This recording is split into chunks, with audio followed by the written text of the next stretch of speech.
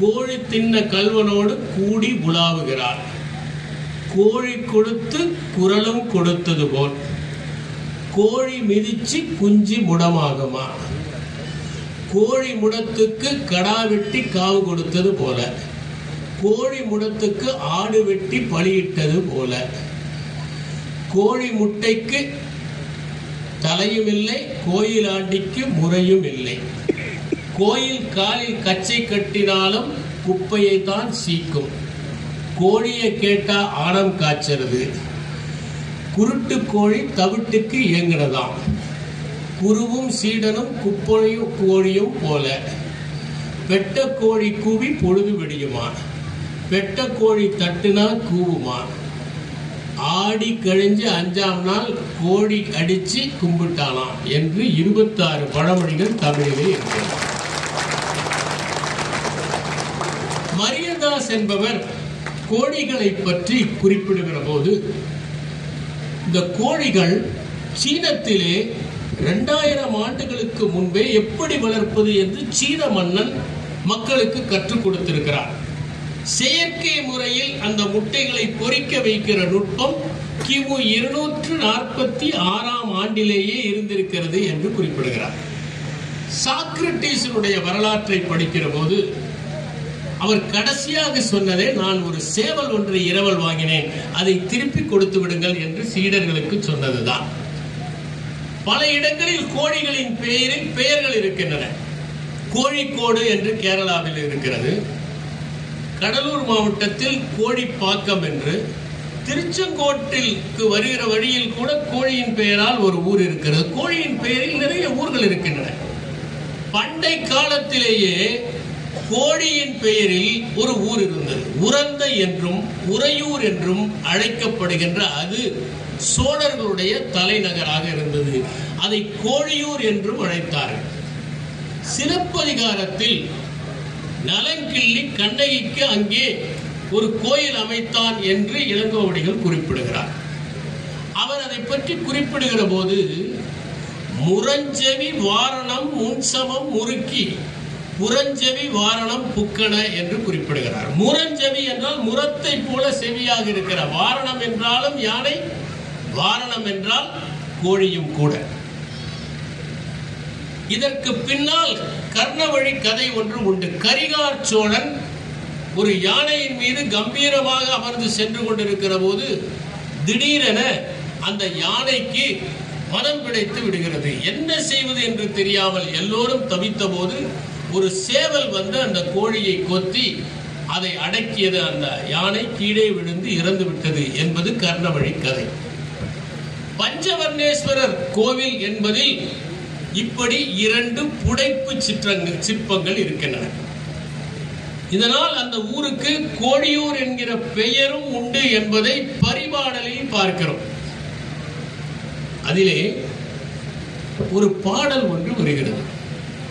பூவினில் பிறந்தோன் நாவினில் பிறந்த நான்மறை கேள்வி நவில் குரல் எடுப்ப ஏமம் இன்தொழில் துயில் எடார் அல்லது வாழிய வஞ்சியும் கோழியும் போல் கோழியில் எடாது எம் பேரூர் துயிலே என்பது அந்த பரிபாடலிலே உள்ள பாடல். பூவிலே பிறந்தவன் என்பது பிரம்மனை குறிப்பிடுகிறது. அவன் நாவிலே பிறந்தது என்பது 4 வேதங்களை குறிப்பிடுகிறது, நான்மறை. மதுரை மக்கள் அந்த வேதங்கள் முழங்குகிற போதே எழுந்து விடுவார்களாம். ஆனால் கோழியூர் என்று சொல்லப்படுகின்ற அந்த உறையூரிலும் வஞ்சியிலும் கோழி கூவுகிற போதுதான் எழுவார்களாம். அந்த அளவிற்கு அவர்கள் சுறுசுறுப்பாக எழுவார்கள் என்கின்ற ஒன்றை அந்த பரிபாடல் உணர்த்துகிறது. நம்மிடையே இருக்கிற ஒரு நாட்பட்ட கேள்வி, கோழி முன்பு வந்ததா முட்டை முன்பு வந்ததா என்பது. இதற்கு அறிவியல் ரீதியான ஒரு விளக்கத்தை நாம் அறிந்தே ஆக வேண்டும். கோழி வந்ததா முட்டை வந்ததா என்று கேட்டால் முட்டைதான் வந்தது. ஏனென்றால் கோழி முட்டையிடுவதற்கு முன்னாலே வேறு சில விலங்குகள் முட்டையிட்டன. மீன் முட்டையிட்டது, தவளை முட்டையிட்டது. அப்படி சரியான கேள்வி, கோழி முன் வந்ததா கோழி முட்டை முன் வந்ததா என்பதுதான். பரிணாம வளர்ச்சி என்பது படிப்படியாக நிகழ்வது. பரிணாம வளர்ச்சிக்கும் புரட்சிக்கும் ஒரு மிகப்பெரிய வேறுபாடு உண்டு. புரட்சி என்பது திரும்பக்கூடியது, ஆனால் பரிணாம வளர்ச்சி திரும்பாது.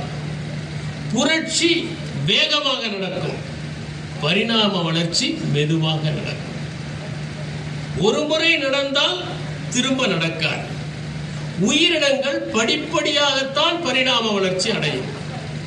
பல லட்சம் ஆண்டுகள் கூட பரிணாம வளர்ச்சி அடைவதற்கு ஆகும். உதாரணமாக, மனிதன் வாலில்லாத குரங்கிலிருந்து 2 கிளைகளாக பிரிகிறான். ஒன்று சிம்பன்சி, இன்னொன்று மனிதன். இந்த 2 பிரிவுகளாக பிரிவதற்கு லட்சக்கணக்கான ஆண்டுகள் தேவைப்பட்டிருக்கும்.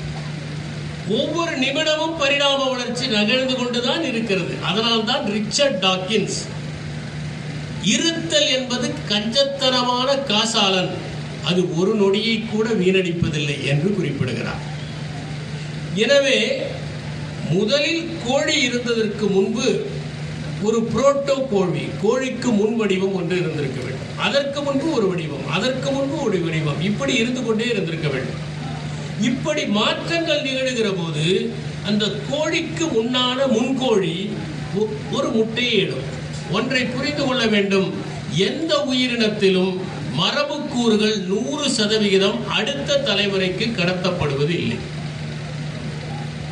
அதில் சற்று வேறுபாடு இருக்கும். அது 99.9% இருக்கலாம். திடீரென சில மாற்றங்கள் ஏற்படுவது உண்டு. அதுதான் மரபு திரிவு என்று சொல்வார்கள். அந்த மரபு திரிவுகளின் காரணமாகத்தான் புது உயிரினங்கள் ஏற்படுகிறது.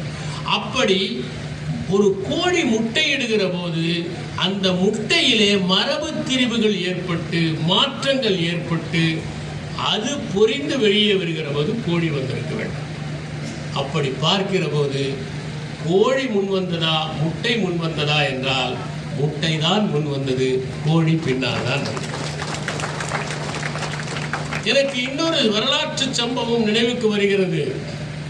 கொலம்பஸ் வெளிநாடுகளுக்கெல்லாம் சென்று பயணம் பட்டு அவற்றை கண்டறிவது என்று பேசிக் கொண்டிருக்கிற போது உணவு மேடையில் இருந்த மற்றவர்கள் எல்லாம் கொலம்பஸை பார்த்து கிண்டல் செய்தார்கள். அவர்கள் இவ்வாறு கேலி பேசுவதை பார்த்து கொலம்பஸ் அவர்களிடம் கேட்டார், இந்த முட்டையை நீங்கள் நிற்க வைக்க முடியுமா? யாராலும் முடியாது என்று சொல்லிவிட்டார். நான் நிற்க வைக்கிறேன் என்று அதனுடைய அகலமான பகுதியை சற்று தட்டி நிற்க வைத்தார் கொலம்பஸ். அப்போதுதான் அவருடைய திறமையை அவர்கள் ஒப்புக்கொண்டார்கள். கோழிகள் எப்படி உருவாயின என்பதை மருத்துவர்களும் விஞ்ஞானிகளும் கூறுகிறார்கள். அதற்கு மூதாதையராக இருந்தது காட்டு சிவப்பு கோழி என்பதுதான் என்று கூறுகிறார்கள். இந்த காட்டு சிவப்பு கோழியில் இருந்து பரிணாம வளர்ச்சி அடைந்துதான் கோழிகள் உண்டாயின.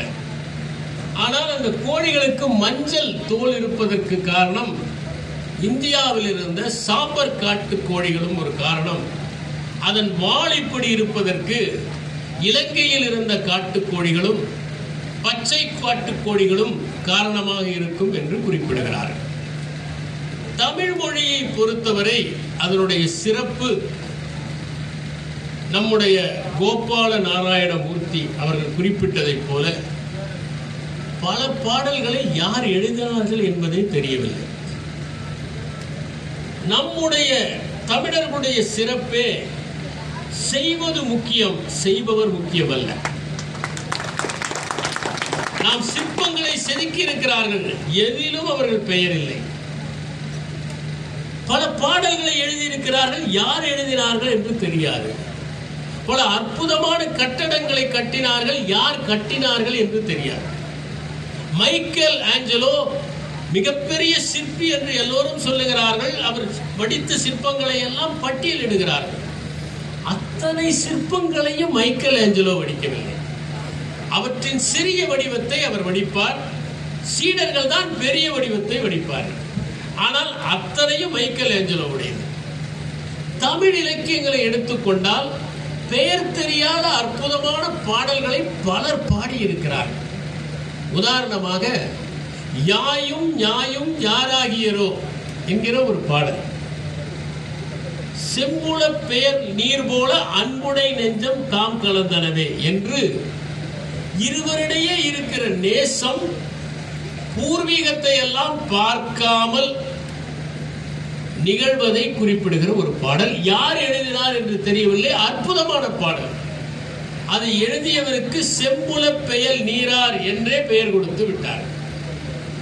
அதை போல ஒரு பறவையை இவ்வளவு நுணுக்கமாக ஒருவர் தன்னுடைய பாட்டில் வடிக்க முடியுமா என்பதற்கு நாராய் நாராய் செங்கால் நாராய், அதிலே அந்த பனங்கிழங்கு பிளந்ததை போல அதனுடைய மூக்கு இருக்கும். நீங்கள் செங்கால் நாராயை பார்த்தால், இதை பற்றி தியாடர் பாஸ்கரன் சொல்கிறார், இது நம் நாட்டு பறவை அல்ல, நம் நாட்டிற்கு வலசை வருகிற ஒரு பறவை. அதனால்தான் அதிலே அந்த கவிஞர் கூறுகிறார், நீ வடக்கிலிருந்து தெற்கு போக நேர்ந்தால் எங்கள் ஊர் சத்திமுத்தி ஊருக்கு சென்று அங்கே இருக்கிற வாவியில் தங்கினார் என்று.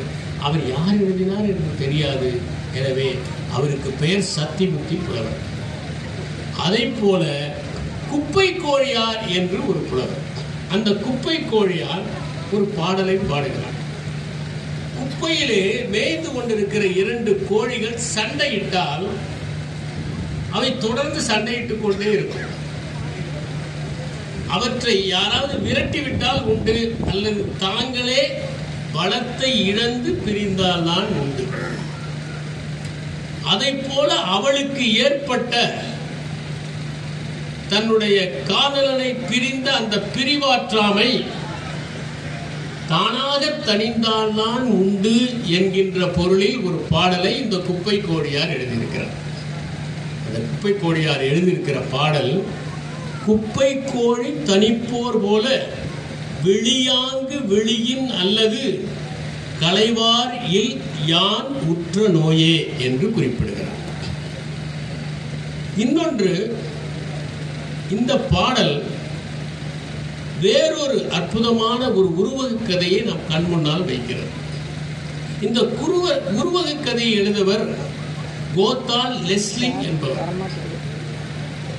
ஒரு கோழி தன்னுடைய பார்வையை இழந்து விடுகிறது. அந்த காலத்தில் யாரும் உணவு போட்டெல்லாம் கோழிகளை வளர்த்ததில்லை. அவை குப்பைகளை கிளறும், அதில் கிடைப்பவற்றை உண்ணும். அந்த கோழி பார்வை இழந்த பிறகு கூட குப்பையை கிளறும்.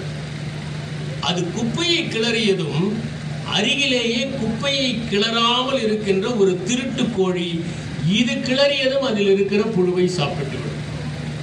ஆனாலும் தெரியாமல் அது கிளறிக்கொண்டே இருக்கும், இது தின்று கொண்டே இருக்கும் என்பதுதான் அந்த உருவக கதை. பல வகைகளில் விழிப்புணர்வு இல்லாதவர்களுடைய உழைப்பை மற்றவர்கள் சுரண்டுகிறார்கள் என்பதைத்தானே இந்த கதை சொல்லி உழைத்துக் கொண்டே இருக்கிறார்கள்.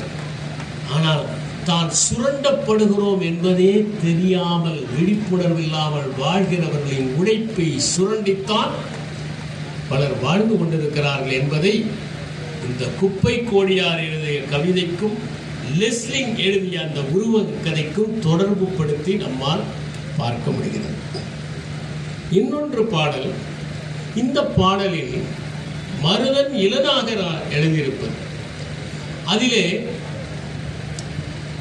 முதுநரை மக்கள் விளையாடிக் கொண்டிருக்கிறார்கள், சூதாடிக் கொண்டிருக்கிறார்கள்.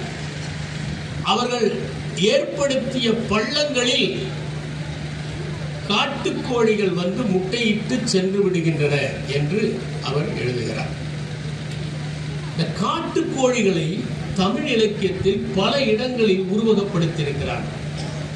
இதிலிருந்து ஒன்று புரிந்து கொள்ள முடிகிறது, காட்டுக்கோழிகளுக்கும் நாட்டுக்கோழிகளுக்கும் இருந்த தொடர்பை நம்முடைய கவிஞர்கள் அறிந்திருக்கிறார்கள். இரண்டாவது, இயற்கையோடு இயைந்து வாழ்ந்திருக்கிறார். அவர்கள் இயற்கையை நேசித்து அவதானித்து வியந்து வாழ்ந்ததனால்தான் அவற்றை பதிவு செய்திருக்கிறார்கள் என்பதை நாம் புரிந்து கொள்ள முடிகிறது. வள்ளின் நல்லகம் நிறைய பல்பொறி காணக வாரணம் ஈனும் காடாகிய விழியும் நாடுடையாரே என்பது அந்த பாடல். இன்னொரு பாடல், இது குடற்றத்தனார் என்பவர் எழுதிய பாடல். இந்த குடற்றத்தனார் எழுதிய இந்த பாடலில் ஒரு செவிலித்தாயை தாயார் அனுப்புகிறார். மகளை முல்லை நிலத்திலே இருக்கிற ஒரு தலைவனுக்கு திருமணம் செய்து கொடுத்திருக்கிறார். திருமணம் ஆன பிறகும் கணவனும் மனைவியும் அன்பாக இருக்கிறார்களா என்று பார்ப்பதற்கு செவிலித்தாயை அனுப்பி வைக்கிறார். தமிழ் இலக்கியங்களில் 2 முக்கியமான பாத்திரங்கள் நாம் கண்டு வியக்க வேண்டியவை. ஒன்று தோழிகள், இன்னொன்று செவிலித்தாய்கள். இலக்கியத்தில் கோழிகள் என்று பேசுவதைப் போல இலக்கியத்தில் தோழிகள் என்றும் பேசலாம். அந்த செவிலித்தாய் என்பவள் தாயை விட மிகுந்த அன்பு செலுத்துவார், அனுசரணையாக இருப்பார், உணர்வுகளை புரிந்து கொள்வார். அந்த செவிலித்தாயை அனுப்பி பார்த்து வர சொல்கிறாள். அதற்கு குடற்றத்தனார் கொடுக்கிற விளக்கம், அவள் எப்படிப்பட்ட முல்லை நிலத்தில் இருக்கிற தலைவன் வீட்டிற்கு செல்கிறாள் என்பதற்கு பல காட்டுக்கோழிகளுடைய குரலை உடைய அந்த கோழி பல்வேறு விதமான புள்ளிகளை உடையது. அதன் மீது நீர் படுகிற மாதிரி முல்லையிலே புதரிலிருந்து எழுந்த அந்த மணலிலிருந்து நீர்த்துளி தெளித்து விடுகிறது. அப்படிப்பட்ட முல்லை நிலத்தில் தலைவியை காண செவிலித்தாய் செல்கிறாள். அங்கே சென்ற பிறகுதான் அவள் அறிகிறாள், வேந்தன் ஒரு பணியை கொடுத்தால் கூட தேரிலே சென்ற தலைவன் அதை விரைவில் முடித்துவிட்டு தலைவியை காண்பதற்காக ஓடோடி வந்து விடுகிறான். அவ்வளவு அன்பாக அவர்கள் இருக்கிறார்கள் என்கிற தகவலை அந்த கவிதையில் அவர் தெரிவிக்கிறார். இன்னொன்று, தங்கால் பொற்கொல்லன் என்பவர் குறுந்தொகையிலே எழுதிய பாடல். இந்த காட்டு பூனைகள் கோழிகளை வேட்டையாடுவதற்காக வரும். அதை பற்றிய ஒரு பாடல். ஒரு காட்டு பூனை அந்தி சாய்கிற நேரத்தில் கோழிகள் அடையும் இடத்திற்கு வருகிறது. அங்கே ஒரு கோழி குஞ்சு மட்டும் இருக்கிறது. அது அந்த பூனையை பார்த்ததும் வீறிட்டு கத்துகிறது. அந்த ஓசையை கேட்டு பருத்தியை நெய்து கொண்டிருந்த அந்த பெண் கைவிளக்கை எடுத்துக்கொண்டு அங்கே வருகிறார். அப்போது அந்த சேவலும் வருகிறது. இருவரையும் பார்த்ததும் அந்த கோழி குஞ்சின் பதற்றம் தணிந்து விடுகிறது என்று எழுதுகிறார். அகநானூற்றிலும் இப்படிப்பட்ட ஒரு குறிப்பு வருகிறது. வேலி உடைய அந்த நிலத்தில் மாலை வேளையில் வரகுகள் எல்லாம் காய வைக்கப்பட்டிருக்கின்ற அந்த இடத்தில் ஒரு காட்டு பூனை கோழிகள் அடையும் இடத்தை தேடி வருகிறது, பிடித்து செல்வதற்காக என்று ஒரு பாடலை எழுதுகிறார். குறுந்தொகையில் அள்ளூர் நன்முல்லை என்பவர் ஒரு பாடலை எழுதியிருக்கிறார். அந்த பாடல், காதலர்கள் இருவரும் கோழி கூவுகிற நேரத்தில் பிரிகிறார்கள். அது எப்படி என்றால், ஒரு பழத்தை ஒரு வாளால் இரண்டாக பிளப்பதை போல ஒரு வேதனை தருகிற ஒன்று என்று குறிப்பிடுகிறார். குக்கு என்றது கோழி, அதனெதிர் துக்கென்றென்றால் என் தூய நெஞ்சம், தோடாய் காதலர் பிரிக்கும் வாழ்போல் வைகரை வந்தென்றால் எனவே என்பது அந்த பாடல். அந்த வைகரை வருகிற போது அவர்கள் பிரிய வேண்டும் என்பதற்காக அது ஒரு பழத்தை இரண்டாக பிளப்பதை போன்ற ஒரு வேதனையை தந்தது என்று அவர் குறிப்பிடுகிறார். நற்றிணையிலே ஒரு பாடல் எப்படி ஆணும் பெண்ணும் இருக்க வேண்டும் என்பதற்கும், ஒரு ஆண் எவ்வாறு தன்னுடைய இணையை காப்பாற்ற வேண்டும் என்பதற்கும் தமிழ் இலக்கியத்திலே பல்வேறு பாடல்கள் இருக்கின்றன. ஆண் தான் விட்டுக் கொடுக்க வேண்டும் என்பதை தமிழ் இலக்கியங்கள் சொல்லிக் கொடுக்கின்றன. சிறுபஞ்ச மூலத்திலே ஒரு பாடல் கூட நாம் படித்திருக்கிறோம். சுனையின் சிறுநீரை எய்தாதென்றெண்ணி பிணைமாத்தான் இனிதுண்ண வேண்டி கள்ளத்தின் ஊச்சும் சுரமென்ப காதலர் உள்ளம் படர்ந்த நெறி. 2 மான்கள் ஒரு பாலை நிலத்திலே சென்று கொண்டிருக்கின்றன. தண்ணீர் கிடைப்பது கடினம். அங்கே ஒரு சின்ன குட்டையிலே தண்ணீர் தேங்கி நிற்கிறது. 2க்கும் தாகம். 2ம் வாயை வைக்கின்றன. ஆனால் ஆண் மான் குடிப்பதை போல நடிக்கிறது, பெண் மான் குடிக்கிறது. இதுதான் அந்த பாடல். அதை போலதான் இந்த நற்றிணையிலே வருகிற ஒரு பாடலில் ஒரு கானக வாரணம், அது ஈரமணலை தோண்டுகிறது. அதிலே ஒரு நீண்ட மண்புழுவை பார்க்கிறது. உடனே தான் உண்ணவில்லை, தன்னுடைய பேடையை அடைக்கிறது. அதை உண்ணச் சொல்லி பார்த்து ரசிக்கிறது என்று அதிலே குறிப்பிடப்பட்டிருக்கிறது. பல்பொறி காமரு தகைய காண வாரணம் பெயல் நீர் போகிய வியல் நெடும் புறவில் புலரா ஈர்மணல் மிளிர கெண்டி நாயிரை கவர மாட்டி தன் பேடை நோக்கிய பெருந்தகை நிலையே என்று அந்த நற்றிணை பாடல் குறிப்பிடுகிறது. இந்த கோழிகள் குப்பையை எப்படி கிளறும், எப்படி உணவை தேடும் என்பதை கம்பராமாயணத்திலே ஒரு பாடல் குறிப்பிடுகிறது. அதிலே கோழிகள் கிளறுகின்றன. அப்படி கிளறுகிற போது அந்த குப்பையிலே வைரக்கற்கள் கிடைக்கின்றன, ரத்தினங்கள் கிடைக்கின்றன. அந்த வைரக்கற்களை மின்மினி பூச்சிகள் என்று நினைத்துக் கொண்டு குருவிகள் அவற்றை எடுத்துக்கொண்டு போய் தன்னுடைய கூட்டிலே வைக்கின்றன என்று அந்த கற்பனை. நாம் மின்மினி பூச்சிகளை ரத்தனங்களாக கற்பனை செய்வதை பார்க்கிறோம். அவர் கூட அந்த சிலப்பதிகாரத்திலே கொடி ஆடுவதை பற்றி குறிப்பிட்டிருக்கிறார். அது தற்குறிப்பேற்றார், பேத்தட்டிக் ஃபேலசி என்று ஆங்கிலத்தில் சொல்லுவார்கள். ஜூலியஸ் சீசர் நாடகத்திலே வரும். அதிலே இயற்கையின் சீற்றங்களை எல்லாம் பார்த்து ஏதோ அசம்பாவிதம் நடக்கப் போகிறது என்று கலிபோர்னியா நினைப்பார். பேத்தட்டிக் ஃபேலசி என்பது ஆங்கிலத்தில், தற்குறிப்பேற்ற அணி என்பது தமிழில். அதை போல இதிலே அந்த மின்மினியை ரத்தினங்கள் என்று நினைத்து கொண்டு போய் அவை வைத்து விடுகிறது. சூடுடை தலை தூணிற வாரணம் தாழ் துணை குடையும் தகைசால் மணி மேட்டு இமைப்பன மின்மினியாம் என கூட்டில் ஒய்க்கும் குருவிக்குழாம் அரா என்று கம்பராமாயணத்திலே அந்த பாடல் இடம்பெற்றிருக்கிறது. பட்டினப்பாலையிலே கோழிகளை பற்றி ஒரு குறிப்பு வருகிறது. வீட்டிலே எப்போதும் நச்சரித்துக் கொண்டு குறும்பு செய்து கொண்டிருக்கிற ஒரு பெண்ணை அந்த திணையை காவல் காட்பதற்காக அனுப்பி வைக்கிறார்கள். அவள் அங்கே அமர்ந்திருக்கிறாள். கோழி வருகிறது. அதை அவள் எழுந்து சென்று விரட்டாமல் தன் காதிலே இருக்கிற அந்த குழையை எடுத்து வீசி எடுக்கிறாள். அந்த கணங்குழைகள் சின்ன குழந்தைகள் நடைவண்டியை எடுத்து செல்லுகிற போது மேலே செல்ல முடியாமல் தடையாக இருக்கின்றன என்று நற்றிணையிலே ஒரு பாடல் இருக்கிறது.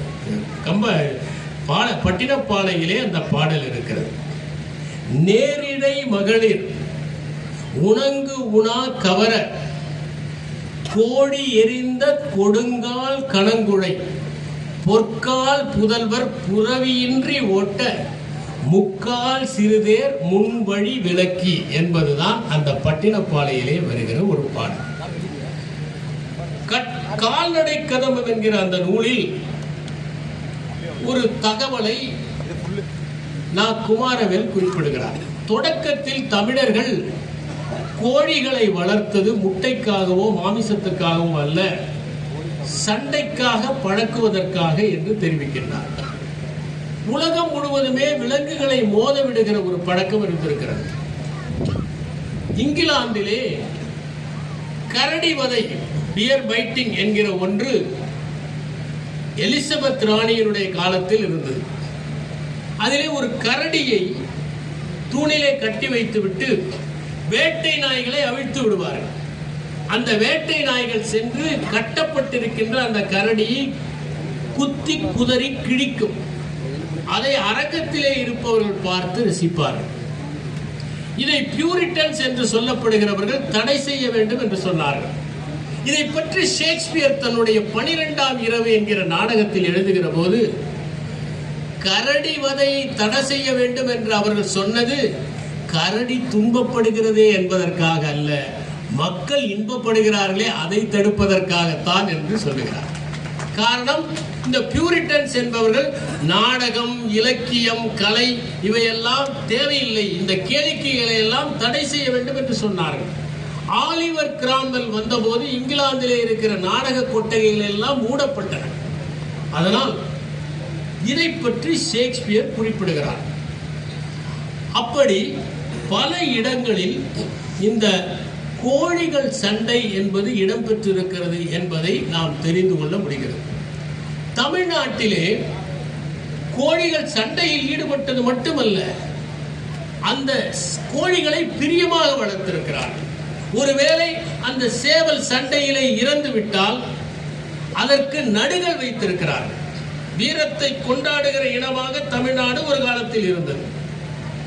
அப்போது போரிலே யாராவது இறந்தால் நடுகள் வைத்து வழிபடுவார்கள். மரணத்திற்காக அழமாட்டார்கள், கூடி குதூகலித்து கொண்டாடுவார்கள் மரணத்தை. அவ்வாறு சண்டையிலே இறந்த கோழிக்கு 2 இடங்களில் நடுகர்கள் இருப்பதை பார்க்க முடிகிறது. ஒன்று இந்தலூர் என்கின்ற இடம், இன்னொன்று அரசலாபுரம் என்கிற இடம். இந்த 2 இடங்களிலும் நடுகர்கள் இருந்ததை பார்க்க முடிகிறது. கம்பர் தன்னுடைய ராமாயணத்தில் கோசல நாட்டில் மக்கள் எப்படியெல்லாம் பொழுதுபோக்கினார்கள் என்பதை பற்றி குறிப்பிடுகிற போது அவர் சொல்லுகிறார், இதை பற்றி குறிப்பிடுகிறார். கருப்புற மனமும் கண்ணில் சிவப்புறு சிரமும் காட்டி உருப்பரு படையின் தாக்கி உருவகை இன்று சீறி வெறுப்பில் களிப்பின் வெம்போர் மதுகய வீர வாழ்க்கை மறுபட ஆவி பேனா வாரணம் பொறுத்து வாரும் என்று குறிப்பிடுகிறார். இந்த கோழிகள் வீரத்தின் அடையாளமாக தன் உயிரை கூட காப்பாற்றிக் கொள்ளாமல் கவலைப்படாமல் சண்டை போடும் என்கிற தகவலை அவர் குறிப்பிடுகிறார். இன்னொன்றையும் சொல்லுகிறார், கோசல நாட்டு மக்கள் இவ்வாறு எருமை கடாக்களையும் மோத விடுவார்கள் என்று குறிப்பிடுகிறார். தமிழிலே இந்த கோழிகள் எவ்வாறு மோதுகின்றனவோ அந்த சண்டைக்கு பெயர் சேவற்களம் என்று பெயர். இந்த சண்டை சேவல்களுக்கு பெயர் சேவற்கட்டு என்று ஒரு பெயர் இருக்கிறது. இதை பற்றி பல்வேறு இலக்கியங்களில் குறிப்பிடப்பட்டிருக்கின்றன. அதில் புறப்பொருள் வெண்பா மாலையிலும் ஒரு பாடல் வருகிறது. அதிலே பாய்ந்தும் எரிந்தும் படிந்தும் பலகாலும் காய்ந்தும் வாய்க்கொண்டும் கடுஞ்சொல்லார் ஆய்ந்து நிறங்கண்டு வித்தகர் நேர்விட்ட கோழி புறங்கண்டும் தான் வருவே போர்க்கு என்பதுதான் அந்த பாடல். இந்த கோழி பல இடங்களில் சென்று சண்டை போட்டு அதற்கு எத்தனை முறை விட்டாலும் அது போர் செய்வதற்கு தயாராக இருக்கும் என்பதை அந்த பாடல் குறிப்பிடுகிறது. தமிழிலே 2 முக்கியமான நாவல்கள் இந்த சேவல் சண்டையை பற்றி எழுதப்பட்டிருக்கிறது. தாவோவிலே இதை பற்றிய ஒரு குறிப்பு உண்டு. ஒரு மன்னன், சீன மன்னன், ஒரு சேவலை பழக்க வேண்டும் என்று ஆசைப்பட்டான். மிகப்பெரிய சேவலை வாங்கி கொண்டு வந்தான். அந்த சேவலை பழக்குவதற்காக ஒருவரை அழைத்து இந்த சேவலை நீங்கள் பழக்க வேண்டும் என்று சொன்னார். அவர் சொன்னார், நாங்கள் பழக்கி விடலாம், ஒன்றும் பிரச்சனை இல்லை என்று வாங்கி கொண்டு போனார். ஆனால் 3 மாதங்களாக வரவில்லை. அவரை அழைத்து சேவல்களை பழக்கி விட்டீர்களா என்று கேட்டார். இல்லை, நான் பழக்கவில்லை. ஏனென்றால் இந்த சேவல் தூரத்தில் எந்த சேவலாவது கொக்கரித்தால் கூட இதுவும் கொக்கரித்து சிலிர்த்துக் கொள்கிறது. இது சரியான பருவம் அல்ல. அரசன் வியக்கிறார். அப்படிப்பட்ட மானரோஷம் உள்ள சேவல் தானே வெற்றி பெற முடியும். சரி, விட்டுவிட்டார். அடுத்து 3 மாதங்கள் கழித்து கூப்பிட்டார். இப்போதாவது சேவல் தயாரா? வேறு சேவல்கள் எங்காவது கொக்கரித்தால் இது அமைதியாக இருக்கிறது, ஆனால் சேவலை எதிரே பார்த்தால் கொக்கரிக்கிறது. இப்போது சரியான பருவம் அல்ல. மன்னனுக்கு மறுபடியும் வியப்பு. சரி, பரவாயில்லை. 3 மாதங்கள் கழித்து அவரே வந்தார். சேவல் இப்போது தயாராக இருக்கிறது. எந்த சேவலை பார்த்தாலும் கொக்கரிப்பதும் இல்லை, அது கூவினால் இது சிறிதும் கண்டுகொள்வதில்லை. இப்போது சண்டைக்கு விடலாம். மன்னன் சண்டையை அறிவித்தார். மன்னனுடைய சேவலோடு எந்த சேவல் வேண்டுமானாலும் மோதலாம். இந்த சேவல் இப்படி கம்பீரமாக நின்று கொண்டிருக்கிறது. அதை பார்த்த மாத்திரத்தில் மற்ற சேவல்கள் எல்லாம் பயந்து ஓடிவிடுகின்றன. எவன் ஒருவன் தன்னுடைய சினத்தை வெல்கிறானோ அவன் உலகத்தையே வெல்ல முடியும் என்பதை தான் இருக்கிறது. டால்ஸ்டாயினுடைய ஒரு உருவக்கதை உண்டு. அதிலே 2 சேவல்கள் சண்டை போடுகின்றன. ஒரு சேவல் இன்னொரு சேவலை வீழ்த்தி விட்டு பெருமிதம் கொண்டு தன்னுடைய பெட்டிகளுக்கு மட்டும் காண்பிக்க விரும்பாமல் சுற்றுப்பக்கத்தில் இருக்கிற அனைவரிடமும் காண்பிப்பதற்காக சிறகுகளை எல்லாம் அசைத்து வேகமாக பறந்து ஒரு கூரையின் மேல் வந்து அமர்கிறது. அப்போது எங்கிருந்தோ பறந்து வந்த ஒரு பருந்து அதை கவ்விக்கொண்டு போய்விடுகிறது. அதிகமாக பெருமிதமோ பெருமையோ நாம் ஒருபோதும் அடையக்கூடாது என்பதை உணர்த்துவது இல்லை. நம் அருகிலே இருந்தால் அவர்கள் சாதாரணமானவர்கள், எளிமையாக இருந்தால் சாதாரணமானவர்கள், அன்பாக இருந்தால் சாதாரணமானவர்கள் என்கிற நினைப்பு நம் மக்களுக்கு எப்போதும் உண்டு. இதை தியான்ஜா என்பவர் ஒரு சீன அறிஞர், மன்னனுடைய அரசவையிலே இருக்கிறார். ஆனால் ஒருபோதும் மன்னன் அவரை அங்கீகரிக்கவில்லை. ஒரு நாள் அவர் நேராக மன்னனிடம் சென்றார். நான் உங்கள் இடத்தை விட்டு வேறு நாட்டிற்கு போக போகிறேன். ஏன் போகிறீர்கள்? நீங்கள் உங்கள் தோட்டத்தில் நிறைய சேவல்கள் வளர்க்கிறீர்கள். இந்த சேவலிடம் 5 நல்ல குணங்கள் இருக்கிறது. ஒன்று, அதன் கொண்டை கம்பீரத்திற்கு உதாரணமாக இருக்கிறது. அதன் நகங்கள் வலிமையை காட்டுகிறது. சண்டையிடுவதற்கு தயாராக இருப்பது அதன் வீரத்தை காண்பிக்கிறது. எந்த உணவு கிடைத்தாலும் பெட்டைகளை அழைப்பது அதனுடைய பகிர்ந்து கொள்ளும் தன்மையை காண்பிக்கின்றது. புழுக்களை பூச்சிகளை எல்லாம் தின்பது அது உனக்கு விசுவாசமாக இருப்பதை காண்பிக்கிறது.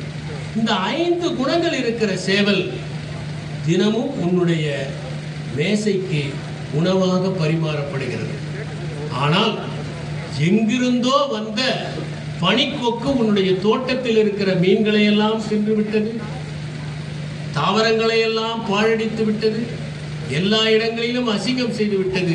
ஆனால் அதை போய் தினமும் ரசித்துக் கொண்டிருக்கிறாயே. காரணம், எப்போதும் இருப்பது கண்களில் படுவதில்லை.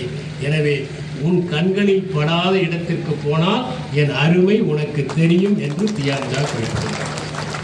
அண்மையிலே ஓரிடத்திலே படித்தேன், சேவல்கள் ஏன் வெட்டப்படுகின்றன? காரணம், மக்களை தூக்கத்திலிருந்து எழுப்புவதால் தான். யாரெல்லாம் தூக்கத்திலிருந்து எழுப்புகிறார்களோ அவர்களைத்தான் மக்கள் விரோதிகளாக கருதி கொள்கிறார்கள் என்பது. கோழிகள் செய்கிற ஓசையை பற்றி கவிஞர் பாரதிதாசன் அற்புதமான ஒரு கவிதை எழுதியிருப்பார். அதிலே பல ஓசைகள் வரும். காக்கா என்று கரையுது காகம், கோகோ என கூவுது கோழி, வல்வல் என குறைக்கும் நாய்தான், உள்ளூர் பன்றி உருவுர் என்கும், குக்கு என்று கூவும் கோழி, தகதா என்று ஆடும் மயில்தான், கிருகிரு என்று கொஞ்சம் புறாதான், கிருகிர் என்று சுற்றும் செக்கு, தலபலவென்று கொதிக்கும் சோறு, மளமளவென்று பெய்யும் மழைதான், தடபடவென்று இடிக்கும் இடைதான், கடபடவென்று ஒலிக்கும் கடல்தான், அம்மாவென்று அழைக்கும் கறவை, தும் தும் என்று தும்முவர் மக்கள், உய் உய் என்று ஊதும் வண்டு, ñை ñை என்று நவிழும் பூனை, அக்கக்கா என்று அடைக்கும் கிளிகள், தெற்கு தமிழில் யாழின் துடிகள் என்பது அந்த பாடல். கோழிகள் என்னென்ன ஓசைகள் செய்யும், 9 விதமான ஓசைகள் செய்யும் என்பதை மரியதாஸ் குறிப்பிடுகிறார். முதலாவதாக, இதெல்லாம் நாட்டு கோழிகள் தான் செய்யும், பிராய்லர் கோழிகளிடம் எதிர்பார்க்காது. பருந்து பறந்து வந்தால், தன்னுடைய குஞ்சுகளை கவர வந்தால் கோழி செய்வது எச்சரிக்கை ஒலி. அடுத்ததாக, ஏதேனும் ஒரு பறவை அவரை கவர்வதற்காக வந்தாலும் அந்த எச்சரிக்கை ஒலி. இரண்டாவதாக, அந்த கோழி நாம் பிடிக்க சென்றால் செய்வது அபாய ஒலி, அடைகாக்கும் போது செய்வது அபாய ஒலி. நாம் சென்றால் கூட நாட்டுக்கோழி நம்மை கொத்திவிடும் அடைகாக்கிற போது. மூன்றாவதாக, முட்டையிட்டதும் அது ஒரு கிக்கரிக்கும் ஒரு ஒளியை செய்யும். அது ஒரு திருப்தி. முட்டை இடுவதற்கு முன்பு ஒரு அனத்தும் ஒளியை செய்யும். கூவுவதற்காக செய்வது 5வது ஒளி. அது சில நேரங்களில் தன்னுடைய குஞ்சுகளை பார்த்து செய்வது ஒரு விதமான மௌனமான மென்மையான ஒளி. சேவலை பார்த்து செய்வது ஒரு விதமான காதல் ஒளி. கடைசியாக அதை யாராவது பிடித்தால் செய்வது ஒரு வித பய ஒளி. பிடித்து கொண்டு போனால் செய்வது ஒரு விதமான சங்கட ஒளி. இந்த 9 ஒளிகளையுமே நாட்டுக்கோழிகள் செய்யும். இப்போது சேவலை பற்றி, இந்த சேவல் சண்டையை பற்றி தமிழில் நிறைய இலக்கியங்கள் எழுதப்பட்டிருக்கின்றன என்பதை நான் குறிப்பிட்டேன். அண்மை காலத்தில் 2 முக்கியமான நாவல்கள் வந்திருக்கின்றன. ஒன்று பாலகுமாரன் விஜயகுமார் எழுதிய ஒரு சேவர் களம் என்கின்ற ஒன்று. இன்னொன்று சேவர் கட்டு என்று தவசி எழுதிய நாவல். தமிழ் ஊடகங்களிலும் இந்த சேவல் சண்டை இடம்பெற்றிருக்கிறது. கிழக்கு சீமையிலே என்கிற ஒரு படத்தில் மாமன் மச்சான் சேவல் சண்டை விட்டு மிகப்பெரிய பிரச்சனையாகி அவர்களுக்குள் தீராத பகைமை ஏற்பட்டுவிடும். இது ஒன்றை உணர்த்துகிறது. உறவினருக்குள் இப்படி விளையாட்டுகள் எல்லாம் விளையாடக்கூடாது, அது ஒருபோதும் நன்மையை விளைவிக்காது என்று. இன்னொன்று ஆடுகளம் என்கின்ற ஒரு படம். தமிழ் சிறுகதைகளை எடுத்துக்கொண்டால் அதிலே எஸ் ராமகிருஷ்ணன் சண்டை சேவல் என்கிற ஒரு அற்புதமான சிறுகதையை எழுதியிருக்கிறார். காயாம்பு என்கிற ஒருவர், அவருக்கு சேவல் சண்டை என்றால் பைத்தியம். அவர் கருப்பன் என்கின்ற ஒரு சேவலை வளர்த்து வருகிறார். இதை எப்படியாவது சண்டையிலே ஈடுபடுத்தி வெற்றி பெற வைக்க வேண்டும் என்று நினைக்கிறார். இதிலே கெட்டிக்காரன் முத்திரலன் என்கிற ஒருவன். அந்த முத்திரலனை அழைத்து, என்னுடைய கருப்பனை சண்டைக்கு நீ பழக்குகிறாயா? பழக்கி விடலாம், ஒன்றும் பிரச்சனை இல்லை. ஆனால் நான் பழக்கினால் நீ எனக்கு உன்னுடைய பெண்ணை மனமிடித்து கொடுப்பாயா? சிக்கலான கேள்வி. ஆனால் சண்டை சேவலின் மீது இருக்கிற அக்கறையால் சரி என்று சொல்லிவிடுகிறார். அவன் பழக்கி விடுகிறான். பழக்கி கொண்டு வந்து சொல்கிறான், இந்த சேவலை பத்திரமாக வை, பெட்டை கோழிகளின் பக்கம் நீ அனுப்பிவிடாதே என்று. தன்னுடைய மகள் அமராவதியை திருமணம் செய்து கொடுத்து விடுகிறார். அந்த கருப்பு சேவல், அந்த கருப்பன் போகிற இடங்களில் எல்லாம் வெற்றி பெறுகிறது. எல்லா சேவல்களையுமே வீழ்த்துகிறது. காயாம்புவிற்கு மிகப்பெரிய மகிழ்ச்சி. இங்கே காயாம்புவிற்கு மகிழ்ச்சி, அங்கே அமராவதிக்கோ நெகிழ்ச்சி. ஏனென்றால் அமராவதியை குடித்துவிட்டு அடித்து துவம்சம் செய்கிறான் அந்த முத்திரலன். அவள் அழுது கொண்டு அம்மா வீட்டுக்கு வருகிறாள். ஆனால் முத்திரலனிடம் சண்டை சேவலை பற்றி எல்லாம் பேசி அது அவள் விதி என்று சொல்லிவிடுகிறார் காயாம்பு. ஒரு கட்டத்தில் மனைவி அவரிடம் சொல்லுகிறார், ஏன் இப்படி இருக்கிறீர்கள்? மகளுடைய வாழ்க்கை பாதிக்கப்பட வேண்டுமா என்று. ஆனால் அவர் அக்கறை செலுத்தவில்லை. அமராவதி தூக்கு போட்டுக் கொண்டு இறந்து விடுகிறார். இந்த சம்பவத்தினால் மனமுடைந்தாள் காயாம்புவின் மனைவி. அவள் அவரிடம் இருக்கிற எல்லா சேவல்களுக்கும் விஷம் கொடுத்து விடுகிறார், கருப்பன் உட்பட. இது தெரிந்தவுடன் அந்த சேவல்கள் எல்லாம் செத்து விடுகின்றன, கருப்பனை தவிர. அவருக்கு பயங்கர கோபம் வந்து கம்பினால் எடுத்து தன் மனைவியை சாத்தி விடுகிறார். அவள் உடைந்து போய் நொடிந்து போய் அப்படியே படுத்த படுக்கையாகி இறந்து போய்விடுகிறார். அப்போதுதான் தான் செய்த செயலுடைய அந்த தீவிரம் அவருக்கு தெரிகிறது. அந்த கருப்பனை கழுத்தை திருகி கொண்டு விடுகிறார். ஆனால் ஒரு மனநோயாளியை போல ஆகிவிடுகிறார். ஒரு பெட்டியை எடுத்துக்கொண்டு அதிலே கருப்பன் இருப்பதை போல பாவித்து எல்லா இடங்களுக்கும் எடுத்து செல்கிறார். அது மட்டுமல்ல, அதை யாரோ வாங்க வருவதைப் போலவும் கவர வருவதைப் போலவும் அவர் பல அடிச்சாட்டியங்களை செய்கிறார். அவரிடம் ஒருவர் சொல்கிறார், இல்லை இதெல்லாம் நடந்தது என்று. ஆனால் அவரால் அதை முழுமையாக உணர முடியாமல் தன்னிடம் அந்த கருப்பன் இருப்பதைப் போலவே எடுத்து செல்கிறார். இந்த சண்டை சேவலை பழக்குகிறவர்களும் அதில் ஈடுபடுகிறவர்களும் எந்த தீவிர நிலைக்கு போவார்கள் என்பதை உணர்த்துவதுதான் இந்த கதை. இன்னொன்று புதுமை பித்தன் எழுதிய சாதாரண கதை, அது சனப்பன் கோழி. இதற்கு முன்னால் ஒன்றை நான் சொல்ல விரும்புகிறேன். மதிவேந்தன் என்பவர் ஒரு ஆய்வு கட்டுரை எழுதியிருக்கிறார். அதில் இந்த கோழிகளை பற்றி நாம் எப்படி ஒரு ஆணாதிக்க மனப்பான்மையோடு இருக்கிறோம் என்பதை சொல்லுகிறார்.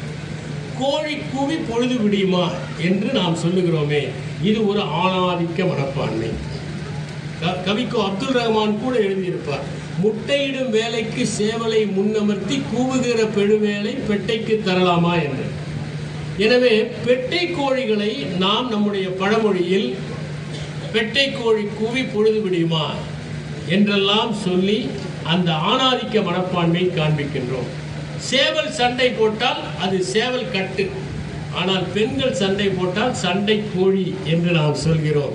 சண்டை கோழி என்று திரைப்படங்கள் கூட வந்துவிட்டன என்று அவர் குறிப்பிடுகிறார்.